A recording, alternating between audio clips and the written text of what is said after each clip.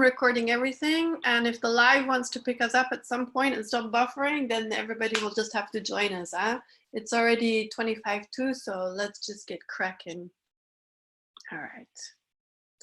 So, welcome. This is Finn Wycherley of Supersize Media, and otherwise known as the She Means Business Scotland Guru.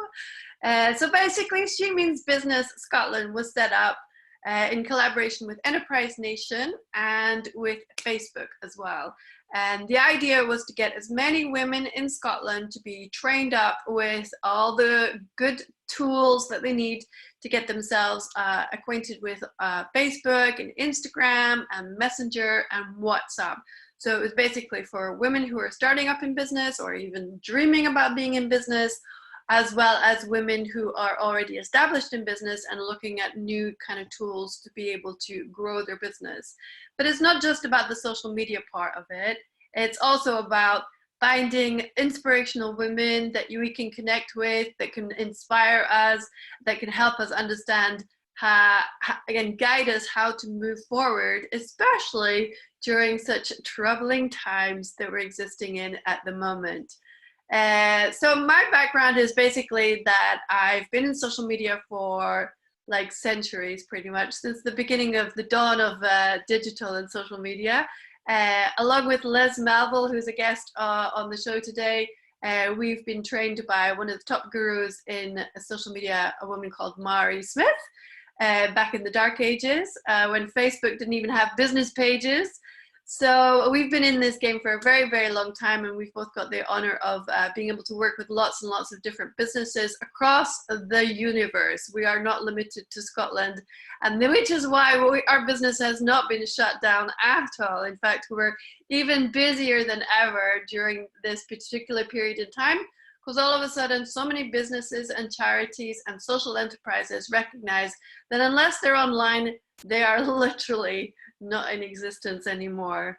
So this is the time for everybody to seize the opportunity during a downtime, or maybe they've got a bit of slack in their development, where they can actually upskill themselves in terms of business development, in terms of understanding how to move ahead in these troubling times, and especially to look after their mental health, because I don't know about you, but I know a lot of people who are really, really suffering right now. They're really stressed out. If they already had some kind of underlying kind of stress level or mental health issue, then you can guarantee at this particular moment in time, we're all reaching out to them. And thankfully, we've got Liz Hoskin in the house with her beautiful sunshine background there, coming from, is it sunny Fife? I think it is. And she's going to be helping us to be able to manage, find our happy, always be able to find our happy. And I was actually called up by the school that my youngest daughter is at now yesterday. And they wanted me to basically reach out to another woman who's a single parent. And she was having a hard time, and she needed to be able to speak to another person. And all the time the school was listening to all the issues that she was having, and all they could think of was she needs to speak to Finn, because Finn is relentlessly happy all the time. And believe you me, it's not always been that case. But as far as I'm concerned, it's a bit like a muscle. Once you start flexing your happy muscle, it just gets stronger and stronger, so that no matter what kind of shite or crisis you're in, you can actually weather the storm and soar ahead. So our other guest today is the fabulous Noe Mendelle, who's come to us direct from the Scottish Documentary Institute. And she's got some fascinating things to tell us about the lack of representation of women in the making of documentaries. So, I mean, this is obviously a passion for all of us. I know a lot of people who would be very interested in helping come up with themes and come up with ideas and even get involved in the industry. So I'm very, very excited to be able to talk to Noe as well about what's happening in the sector. So on that note, let's get cracking and let's get talking to our guests. If anybody's got any questions, feel free to ask them in the Facebook Live group. Unfortunately, I do not have eyes on the Facebook Live group for some reason. Les says it looks like the live has ended. Yeah, exactly. So I don't know what happened. This problem happened last week. We went live and then suddenly it cut off. So what we tended to do, what we did last week, was we just recorded everything on the Zoom and then we put it up onto YouTube and then we put it up onto Facebook so people could watch the replay. Basically, looks like we're gonna have to do the same thing again. Hey ho, that's the problem with bandwidth. Maybe we should be getting some more 5G in to help us because everybody's online right now. Okay, so yeah, let me give you one last piece of news and information about Enterprise Nation. Enterprise Nation is a fantastic organization which is based in England, but I've been dragging them up to Scotland all the time, and they've been producing more and more events and business development opportunities for small businesses in Scotland. And thankfully, they've been putting out loads and loads of information recently for small businesses and freelancers to help them understand how to be able to navigate, especially with all the grants and funding in the creative industries and the freelancers and the self-employed and the small businesses and the business rates. And even with the updates, because even though we got the announcements in the early stages, they've got a bunch of journalists keeping tabs on all the information that you need to keep up to date with all the opportunities that are around for small businesses at this difficult time. So go and check out Enterprise Nation. You can see a lot of the information for free. If you want to join up, I think normally it's about £10 a month, but you get masses and masses of coaches and support and training and things going on. So it's worth giving a shot, especially at this point of time when everybody starts to get skilled up in the downtime. All right, so let me welcome our first guest, Noe Mendelle. How are you doing? If you could unmute your mic, we can get chatting. Hey, Noe. Good to be here, Fina. And I've got to say, I love the title. I mean, She Means Business. I think that's straight to the point, and there's something really positive about it. It's a great kind of title. Yeah, thank you. I mean, it's not one that I've come up with. It's Facebook, and they've got a whole bunch of Facebook trainers and Instagram trainers all over the UK. I'm the one that has to handle the whole of Scotland. Everybody else gets little places like Leeds or Huddersfield. So my job is to go out and make sure that everybody knows that we mean business, especially in Scotland. Absolutely. Yeah, so tell me about your journey then. You're a documentary maker yourself? Yeah, I became a documentary maker very early on. I think I was 18 when I got involved in my first film, and then kind of started training. And I actually did it as a favor to a friend of mine who was running a workshop. And he said, oh, I really need kind of, an extra person there. And, you're such a film buff, come along. And I was a bit relentless because I think, I'm not really very techie, and I love films, but it's not the same as making it.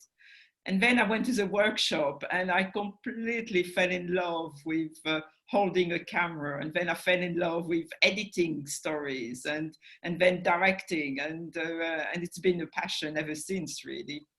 And so why did you move into documentary as opposed to the more kind of sexy Hollywood fiction style of filmmaking? Well, several things really. I mean, I started in experimental and in fiction to start with, but I felt that the stories being told were just a little bit predictable, and it so happened that it was at the same time as the miners' strike and Greenham Common. And I was a very proactive kind of, woman in politics. And I felt that I really wanted to hear more female voices. And then Channel 4 started up and they were looking for female filmmakers, more actually in documentary than in fiction, in order to be able to tell such different stories. So I got involved in documentary. And to start with, I thought it was kind of, it would be just factual. But I soon realized that working with reality is so much more interesting than fiction, because of its unpredictability. And I do feel women are very good at that. We can take on kind of, any new problem, anything to be solved. We're very quick on our feet to resolve it. But we're also very good at being able to tell emotional stories. And for me, that's what documentary is. It's about human stories. It's about emotions. It's not about facts and figures, really. Yeah. Yeah, you can get your story best out, the facts and statistics out, by just concentrating on one individual. Absolutely, yeah. I mean, I don't necessarily believe that films or documentaries change the world, but it definitely helps us to be able to change the way we think about the world. And probably that's more important than actually changing the world itself, really. Or at least it's more feasible. Interesting. And is that an Inverness or a Borders accent? I can't quite identify it. Which, how did you get to becoming the chief executive of the Scottish Documentary Institute with a lovely accent like that? Well, I'm afraid it's a French accent. And I got to be the director because I set it up. It's a good lesson for women. Don't wait to be promoted. Do it yourself, set it up, and then grow from that. And that's basically what happened. I mean, I basically decided that Scotland needed an institute for documentary in order to be able to promote documentary to the world. We've already had a famous documentary filmmaker in Scotland, John Grierson, but there's been an interruption of talent, and certainly not talent reflecting kind of women. So I felt, well, if we've got an institute, we can train up people in Scotland and help them to regain their international reputation linked to documentary, but also make amazing films and take them outside to the world. And 18 years later, I think we are now fairly well known internationally, again, as a documentary place to be. Amazing. And then you've got some interesting challenges in terms of getting women's voices out there, particularly. That's right. We've just launched a campaign, 50-50, in order to encourage more women to direct. I mean, I've trained women all my life during my career as a filmmaker. So last year, when British Film Institute came up with statistics, I was really shocked. Only 19% in Scotland are directed by women. And UK-wise, it's, I think, 24%. I never thought we were so behind. I always assumed that somehow, all the work we've done, all the feminist movement, we should be closer to the 50-50, but we were way behind. So there's plenty of work to be done. So we thought, right, let's get a campaign together and let's try by 2025 to have 50% of documentaries directed by women. So we're working on that. So what do you think are the main kind of barriers to women progressing well in the industry? Yeah, it's I mean, some of it's strange because if you look at media courses, for example, you definitely have 50% of women joining those courses and doing well there. But somehow they disappear after the course. So we need to find ways of encouraging and mentoring women through the entering of the industry. And we need to find ways of retaining women within that industry. Now, it appears that basically 80% of public funding is given to male directors, not to female directors. So I think we need to do a lot of campaigning there to redress the balance. We need to make sure that the broadcasters take women as directors kind of, seriously and start commissioning them. Because we found that once women get commissioned as directors, often you'll have more women working on the team. So it benefits everyone, but also it benefits the rest of the world, because we are telling different stories. We've got a different way of looking at the world, and therefore we're going to go and look for the stories who tell, that diversity of approach to life that we so need. Yeah, I mean, it gets very dull and boring to see always the male perspective on everything from relationships to art, and Yeah. it's like we're in 2020 now. It's enough already. Exactly. I mean, I think that the statistics show that only 11% of stories are female kind of focused. 11%. I mean, we are more than 50% of the population. And we don't just want to tell stories about women, which is often kind of what we get called upon. We want to be able to tell stories how we feel the world is or is going. But we also, I mean, back to your previous question, we need to change our way of working in our industry. It's a very male way, i.e. kind of, that there are no social hours left. We all obsess, of course, kind of, with making a film when we are in the midst of doing it. But we also want families. We also need to, take care of other people in our lives, and working the hours that our industry imposes on us is not possible. So we need to change that. And if we do manage to change that, then not only will have more women being retained in our documentary industry, but it will be a better life for men working in it also. Absolutely. And do you feel optimistic about the industry, the sector in Scotland at the moment? It seems like we're going through quite a buoyant period. We've got quite a lot of building happening here in Edinburgh on the docks. Well, we hope so. I mean, on paper, it looks kind of very buoyant. In practice, people are still struggling with salaries. I mean, making a living out of filmmaking tends to be more of a privilege than it should be, really. But you need to build it somehow. So slowly, Scottish government has been very, very supportive of the media film industry in Scotland. And I'm hoping that it will be a really good place for young people to come in and settle, not just to come and study film, but to actually kind of settle and be our filmmakers. Amazing. And so finally, what can we do here at She Means Business Scotland in order to help make your path that bit smoother?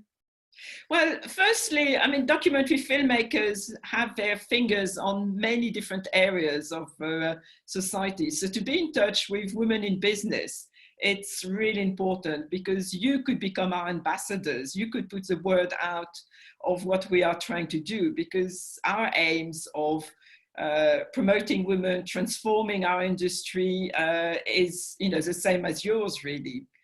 We also need people to help us fundraising. We need more funds, not just to mentor kind of women in being in this industry, but also to dedicate more funds in order for them to start telling their stories. So all of that, you can help, basically. So just follow us on kind of, Arobas, kind of, SDI 50/50, and come and talk to us.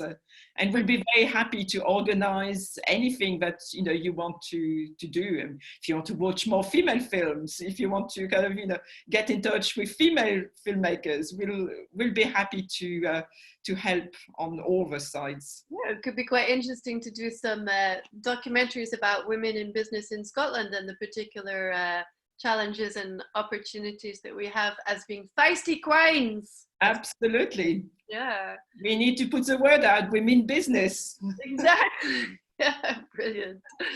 Okay, and also you've got some weekly coffee mornings as well for people in the sector too. That's right, yes. Every Tuesday morning. I mean, you're talking about mental health. I think it's really important for people to gather kind of, at specific points in the week.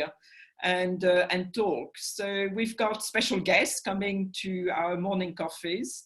They tend to be women who are kind of, doing something different within our industry.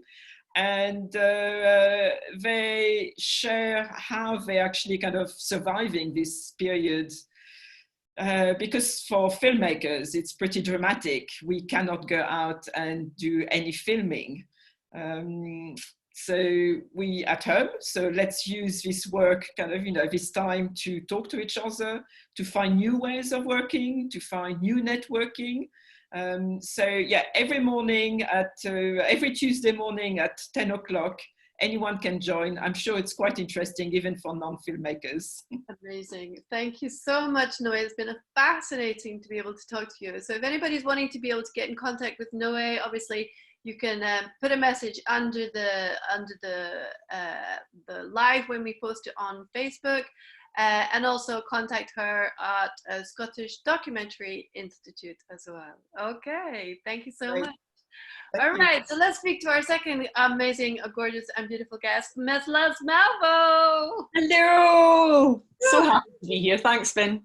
Oh, it's so good to see you again, Mrs. How you been doing? I'm doing great. Yeah, I am. Despite sort of social isolation, I'm kind of living in an area of Scotland that's pretty isolated anyway, so it feels like business as usual for me. Yeah, but yeah, I'm happy.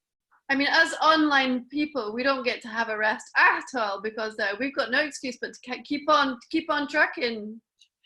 Absolutely, and I suppose in that respect, I feel quite fortunate in the current circumstances that, it is business as usual to a certain degree for me, because I am working in the online space and I am working with online course creators mostly. So they really are getting stuck in and are able to work from home, and always were anyway.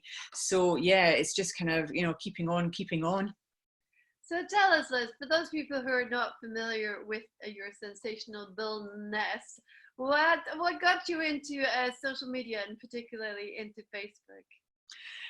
Great question. So, I mean, when I was a kid, I was just one of those natural born performers. I used to have one of those cardboard pop-up shops, and you used to stick it outside the house, and I'd sell anything, or I'd be selling tickets to the neighbours to come and watch shows. So I've always loved connecting with people, and that kind of followed me all the way through life. So I suppose once I came out of corporate job in which I was miserable, it was a natural born thing for me to do, to kind of connect on social media, because, I like to gab and I like to chat to people. So I had a little side hustle while I was in corporate, and I was selling personalized chocolate bars. And that was kind of my first foray into Facebook marketing, because I was telling friends what I was doing. So when it came for me leaving corporate and getting redundancy, it was just a natural step to say, do you know what, I'm going into social media and I'm going to help other businesses make a difference to their bottom line with what they say and do on Facebook. And I think as well, for me, Facebook is all about connection, and what better place to connect with other people and bring them into your business than doing that on Facebook. So that's been my love for the last 10 years. Absolutely. And the kind of people that you work with, I mean, these people are not shy about spending. I mean, the minimum budgets that you work with are quite heavy. Yes, but they are, but I wouldn't say they've always been that way. I mean, when I first started out, I hated Facebook advertising. I couldn't get it to work myself. And I face a lot of people that are frightened of that, and it's like losing money. But I've had to learn the same way everyone has, and just develop with experience to, yes, now I do work with 6 and 7 figure online entrepreneurs who are doing massive launches. But they also started, small as well, and their ad budgets have grown over time. So anyone can start and anyone can use Facebook advertising. And who knows, you might be the next big online entrepreneur spending, hundreds of thousands of dollars on Facebook ads. So how are you finding it at the moment in this particular interesting period that we're living through? Because on the one hand, there's an element of people wanting to get stuff for free, or they don't want to be selling because it feels too icky, and then obviously then there's lots of people where you actually need to keep on keeping business alive, because if we don't spend our way out of an economic crisis, then we're only going to accelerate the recession that's happening. So how do people navigate that whole kind of process of being able to sell profitably during a crisis like we're in at the moment? Yeah, it's a great question, Finn. I think some of it goes back to what you said at the start about the mindset work. And I think we all had that initial, how do I keep going through this, even in the online space? Because it's all very well to say, well, we're fortunate and we're working from home anyway, we were using technology, you know, we can still carry on. But there's still that element of, but are people going to want to buy what I've got, even as an online course? Because when life changes and we're back to almost self-actualization and just kind of the, you know, sustaining ourselves, where do we get food? Can we get toilet paper from the shops? You're not thinking about, do I invest in an online course? But I think as I've seen people come out of that, and some people sort of went, I'm going to delay my launches. I'm not going to sell anything right now because it feels that I'm preying on people's misfortune a little bit. But I think those that kind of use their mindset to see it as an opportunity have come out of this faster than those that are still sitting in that and going, I can't sell to people because it's not the right time, they can't afford it. And my view is, who are we to judge other people's affordability? There are still people out there who can afford to buy what you're offering. And I think it just comes down to, can you give them something and serve them something that's going to help them with what they are facing right now, whether that is the current, you know, pandemic crisis and challenges in their life, or that they do want to develop themselves and they do still want to learn and they want to use this time to further themselves. They will need your course. So I think it's then a case of, right, I'm going to put it out there. And what we're also seeing is that, and as you know, there are 30 to 50% more people on social media right now. And there are less advertisers because people are pulling back. Now that for me is the perfect opportunity to get your ads out there and to have them show up, because there's less people competing with you to do it, but more people to see them. Amazing. So that is just, you know, a great chance to get out there. And it doesn't need to be that you're selling something. It can just be that you're connecting, you're putting yourself out there, you're being first and foremost in people's minds, so that when we do come out of this crisis, you're the person they're going to remember.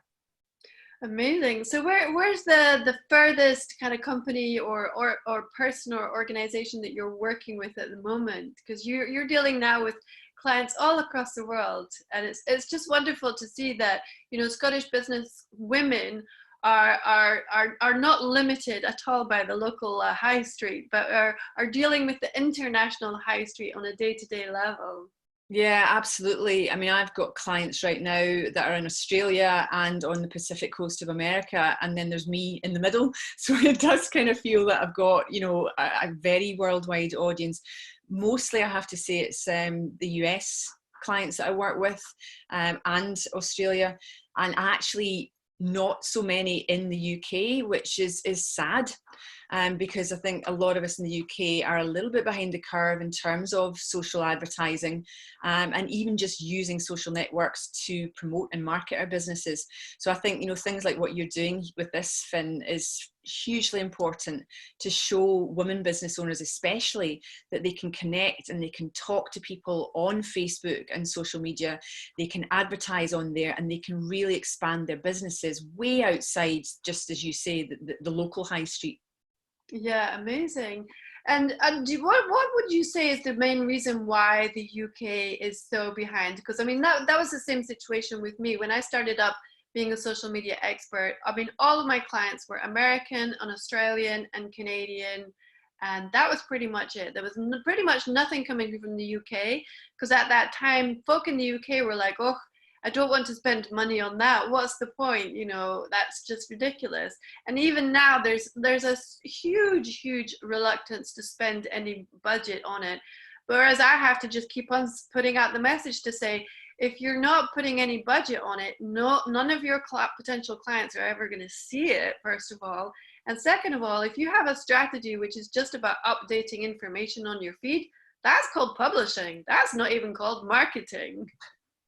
Absolutely. And I think, you know, I do see a lot of that. It's people putting things onto their feed just because, oh, I've set up a Facebook page. That's me Facebook marketing now. And I think we don't take the time to step back and say, well, actually, is what we're putting on that page something that other people want to hear? Or is it what I want to say? And it's almost that mindset of broadcasting. But I think we've been trained to do that. You know, traditional advertising on media, on TV, on newspapers, it's a one-way street. It is broadcasting that message. And certainly it seems like the rest of the world seem to have got ahead of that curve quicker than we have in flipping their mindset to seeing that actually it's a conversation on social media. And we seem to be a good, I think, 3 or 4 years behind in that. I might be controversial saying that. And I don't mean that in a derogatory sense. It's just what I'm seeing and what I've seen over the last few years. The US in particular are way ahead of us in terms of how they perceive advertising and marketing, and the importance of it. And I think they see it as an investment in their businesses, whereas we seem to see it as a cost. Yeah, absolutely. And something we don't want to put out. Yeah, I mean, there's a huge contrast. I mean, I remember back in like 2012 working with a company in Albany, Southwest Australia, working with law firms in San Diego. And this was at a time when you would go out networking in Scotland or even in England, and people would be like, what, social media? Is that not what folk talk about with their breakfast and everything like that? Yeah, exactly. And I think this is where it's a huge opportunity for women, because we are usually, and I don't want to be, you know, just classify everyone the same, but in general terms, women are better communicators than men. We have more of a nurturing instinct. We tend to connect better, and we like to tell stories, and we like to talk to each other. And what better place to do that than on social media, in the stories that you tell about your business and how you connect with other people to bring them into that business. And I think especially right now, if anyone's going to run any type of ad, it should be an engagement ad where you're just connecting and you're just broadening your audience, that you're keeping your business alive. And women have got a massive opportunity to do that and do it well, no matter what kind of business they're in, to get on social media and market themselves. So for the folk who are not very savvy with all the kind of terminology, give us a brief description of what an engagement ad might be. So an engagement ad is just you putting something on your Facebook page, your business page, or your Instagram account. And some people will see that, but probably not that many, just because of the way Facebook works. But when you then say to Facebook, I want to give you some money to take that post and serve it to even more people than could ever possibly just see it if they happen to be connected to me on my page. So an engagement ad is just advertising, but it's taking something that you put on your post anyway, and then asking Facebook to take it to the whole of the world if you want to, but to a very targeted audience. So it's a great way of just creating connection, getting people to see your content on Facebook and sit up and realize that you exist. And that you're alive and you're there and you're whatever it is you're doing, and see you as the expert and the authority. So in that way, we're creating engagement between that outside audience and you as a business owner. Amazing. And one of the things I always like to tell people is that when it comes to, we're actually doing some proper marketing on any of the social media platforms, really, you have to bear in mind that the algorithms are there to actually help people who are going onto their phones, for example, and then not seeing a whole bunch of garbage, but seeing all the stuff that they actually have been teaching the algorithms is the stuff that they actually like. So therefore, the algorithms pick up the fact that, you're more likely to be interested in this kind of stuff. So therefore, your news feed will be serving you this kind of stuff. And that also goes with the ads as well. If you're putting up crappy ads, if you don't have a good kind of organic strategy, and then you take that up into the ads, then Facebook is going to absolutely hammer you, because you're actually making the newsfeed really, really a horrible place for people to be in. Absolutely. I mean, that's something I can sometimes get on my pedestal a little bit about, because I hear a lot of people, it's I put a post on a Facebook page, nobody's looking at it, nobody's seeing it, it's all Facebook's fault, it's all the algorithm's fault. So what I'll do is I'll just pay Facebook some money, I'll turn it into an ad, and that'll solve the problem, that'll take it far and wide. Well, my view is you can't polish a turd. Yeah. You can roll it in glitter, but it's still a turd underneath. And you need to get that organic content absolutely right, that people want to see it. because otherwise you're just paying Facebook to take that turd far and wide, and still nobody will want to react to it. So you're right, you can almost training the algorithm, what is it I'm putting out that people are reacting to, and the algorithm wakes up and says, oh, that's a really vibrant business page, more people will want to see that, so they serve your content further. So you can really use the algorithm to your advantage if you kind of, you know, put away your ego and look at your content and say, is it what people actually care about?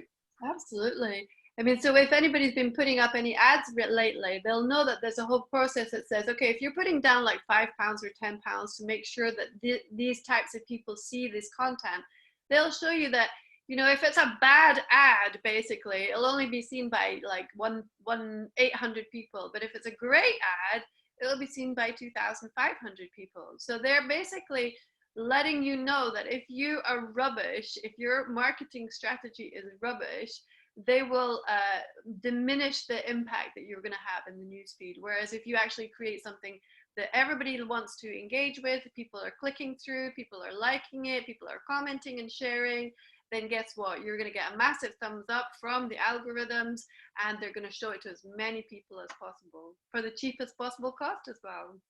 Absolutely. And I kind of welcome a lot of the algorithmic changes that happen, because I know a lot of people will complain about them, but I usually think, well, that's great, because it's what it's going to do is weed out the crap and leave good advertisers and good content creators to rise to the top. So you'll be rewarded for it. Amazing. So on that note, Liz, where can people find you if they're wanting to find out any more information about your course creating, blockbusting courses that you're doing as well? Thank you. I would love for people just to come and hang out with me on my podcast. So it's Ads That Convert. You'll find it on Apple and all the other good podcast players. Or come and join my Facebook community. So it's lizmelville.com/community. And if you're an online course creator and need a bit of help with your Facebook marketing, or you're running your online courses, or just Facebook in general, come and have a chat. Brilliant. Okay, thank you so much, Liz. It's been amazing talking to you again. We'll need to catch up for a wee baby after all the... Definitely, or a large one. All right, cheers. Thanks, Liz. And on that note, let's bring down Miss Liz Hoskin. You want to unmute your mic there, Liz? Oops. There we go. Yeah, you can hear me now. Hey, how are you doing? I'm doing really well. This whole challenge is actually, as what Liz has said already, is a massive opportunity. Because I think the biggest piece that we're seeing is that people are, there's probably two sort of camps, if you like. One camp is, this is the worst thing that could possibly happen. And they're away into doom and gloom, and there's so many negative pieces coming from that. Or there's the camp that go, well, wait a minute, this is a gift. This is an absolute gift to us to do something and maybe do the changes that we've always thought about. And for our business, it's been fantastic because we jumped online because we didn't really do much online, because we're usually busy with corporates, and then we run our sort of charity, kind of what I would call our do good side, where we give back to our community. And we thought about going online. And it's like everything, you get so busy being busy doing work, you don't always get the time to do it. So having some time to then go, right, okay, we took a week out, transferred a lot of stuff over, set ourselves up. We were always in the cloud anyway, which made it easy. And then we just set up the online stuff, and it's going really, really well. And people are looking for things to lift their spirits. They're totally needing their spirits lifted, because even if you are the most positive person, you will hit little road bumps with this, because it's the biggest piece for us is it's very much like trauma. People are experiencing all sorts of emotions. Some days they feel amazing, other days they feel the depths of despair. So we've got a lot of check-in calls with people. So we're doing check-ins with our clients and just talking to them, listening to them, and maybe just picking out some of their language patterns. Sometimes the language is a wee bit negative, especially if you're in Scotland, because we are usually, well, we are a pretty negative race. We don't really sing our praises out there. But also, one of the biggest pieces... We like to get above ourselves. Oh, for goodness sake, keep me a playspin. Don't do anything that would make you sound amazing. You know, when I spoke to my mum, I always use my mum as a real good sort of barometer for us. And my mum, when I said to her, I'm writing a book, and she went, for God's sake, you're from Falkirk. How can you possibly write a book from Falkirk? You're way out of it. You have lost the plot. In fact, what do you do for a living? And I thought, you know, I'm doing something right because my mum hasn't got a clue. And you're also known as the Chief Radiator. Tell me about that. Yeah, so my title is Chief Radiator because I do radiate a mixture of things, but mostly positive energy. So I have just been gifted with this amazing amount of energy. So when I go into a room, didn't really appreciate it until probably got slightly older. So when I got to about 15, I realised that, wait a minute, when I walk into a room, everyone parts. Now, some people could take that quite negative, that they're parting to get away from you, but it's not that at all. My energy pushes out much further than what I do. So when I go into a room, it's like the Red Sea, and it's the most amazing feeling. So the radiator piece came when I was at an entrepreneurial event, and I was desperate to speak to Tom Farmer from QuickFit fame, and there was no way I was going to get near him. Everybody was sitting on tables, and then they brought in the top table guests. Now, I am probably the most accidental networker. I was sitting at this table, and who sat beside me? Tom Farmer. And we sort of chatted a little bit before everything started, and he sort of said, so what do you do? And I said, I'm in the radiator business. And he says, manufacturing or retail? And I said, no, energy. And he went, energy? What do you mean? And then he had to go up and do his talk. So when he did his talk, finished, so then I went, it was a bit of a break. I went to the loo, do your usual bit, get the lippy on, make yourself feel good. Then I came out of the loo and I just saw all these people around Tom Farmer. And I thought, well, tonight you need to radiate as much energy as you can.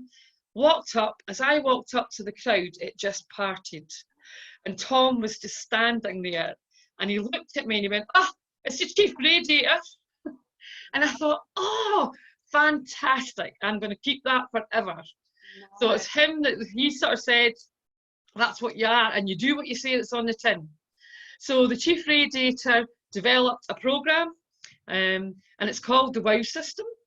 And going back to what Noe said as well, and also Les and Finn, we need new ways of working. And my WOW program stands for Ways of Working. Right. And it's about going into business and literally turning it upside down in so many different ways, but going in and spending time with people, because your business isn't going to do anything or go anywhere unless your people are in the best place. Yeah. So bringing out your inner happiness is so important for businesses. Yeah. When we go in, we watch, we chat, we observe, and we take our little notes. And I'm very intuitive, so I know what people are not saying before they say it. And it's really interesting, but working like that, and that all came about because my last corporate job, I was bullied. I will talk about this just for 2 minutes. I was bullied, and I couldn't believe someone who was really good at their job would be bullied. And I spent all my time using all my energy to try and prove that I was even better than what I was to start with, not realising that I was going to hit burnout. And that's what my bully really wanted. Because really, he'd stood up and said, I'm taking her out. And he did. I was totally burnt out, couldn't do anything. Stayed at home for probably a few weeks, but I couldn't do anything. So here I am today as living proof from bounce back. I couldn't do a single thing. And then it was my 10-year-old daughter that made me read a book. Then my daughter's dyslexic. And she made me sit and go through this book. And it was, I'll never forget the book, Succeed for Yourself, Richard Denny. And she just went through this book and she made me read to her. Now, my brain was not connecting because my brain had just had enough. Yeah. And I remember reading a story. Now, I love cars. If you get to know me, cars are one of my passions.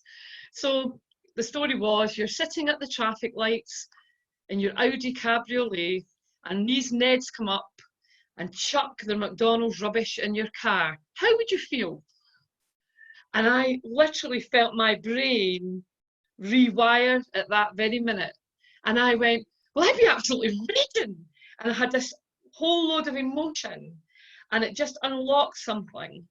And then I started to cry, then I started to laugh, because, gosh, I had started to believe someone else's impression of me.